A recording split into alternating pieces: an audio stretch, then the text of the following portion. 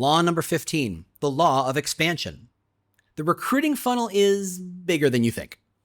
I'll admit it. I shoulder some of the burden for getting talent acquisition to think about hiring as a kind of funnel. 10 years ago, the funnel was an almost mystical idea in recruiting. It brought order to chaos. It turned all the irrational and complex series of clicks and thinking of a prospect into a candidate and a new hire. It turned the myriad of paths people took to learn about you and apply and turned them into a straightforward idea you could really wrap your arms around. H.L. Mencken said, "For every complex problem, there is an answer that is clear, simple, and wrong." And that's fair. But there's another saying, often credited to statistician George Box: all models are wrong, but some models are useful.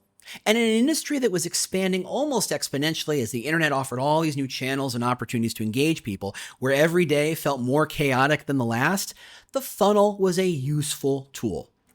But the tool was designed to simplify and streamline, allowing us the chance to approach recruiting from an internet mentality instead of a classified ads and phone calls one. In the 10 years since I stood on stage talking about the funnel, recruiting and talent acquisition has matured. The funnel was once a tool that allowed us to manage the chaos. Now, it's something of a trap. It limits our thinking. It tells us that the only people we need to consider are those looking for jobs, and the only action we care about is getting a candidate to apply. Employer brand is the answer to the question, what's beyond the funnel? The funnel usually starts the moment the candidate takes some sort of action that tells you that they're looking. They visit a career site, they click an ad, they start searching on job boards, they engage with your posts on social media, whatever it is. All of TA is focused on those moments between becoming aware of the company and getting onboarded. Sources will think about what their work is as what it's going to take to get someone outside the funnel to enter it. But really, all of talent acquisition is the process of converting existing interest into intent and action. Now, in a world where the company with the open role holds all the cards, having the job is enough. You're probably too young to remember, but there was a time when simply posting help wanted was enough to get a pipeline of candidates. That's not the case anymore. Companies who succeed are those who think beyond the funnel. They aren't waiting for people to get interested. They're working to create interest. They're sending out messages to people who may not look for a job anytime soon. They're looking beyond the funnel to create their own demand. Great talent doesn't search for jobs. They already have a mental list of companies they already know, that they already have an affinity for. It's in a pre-established consideration set of companies they already know they'd want to work for.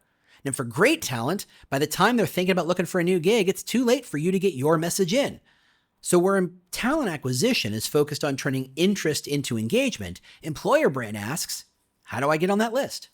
What would someone like that want to know that would make them more interested in us? And where should that information live so it gets in front of them? Remember that 90 to 95% of people you would love to hire are not in market. They're not ready to do the things that normally people who are looking for jobs do. They don't read job postings. They don't want to have a casual chat about their place in your organization. The tools for recruiters are not useful here. Those tools are focused on getting the 5% of people who are active candidates to convert and apply. Employer branding thinks above the funnel to reach the 90-95%. But it also thinks below the funnel, well past the offer acceptance, or even day one. They think about what makes for a great long-term hire. A person who sticks around, gets promoted, creates something of value inside the company. Remember, if your company is going to hire 100 people, 50 of them will be gone in maybe 18 months. Why did some stay and some leave? What story should you be telling to shift hiring to the people who are more likely to stay? How can you set expectations at the beginning of their job search journey that will change how they see their job for the first year and beyond? How do you leverage the people who stick around? How do you get them to become advocates for the company? And when you're thinking about what your employer brand can bring to the company, you think about how you can expand the funnel.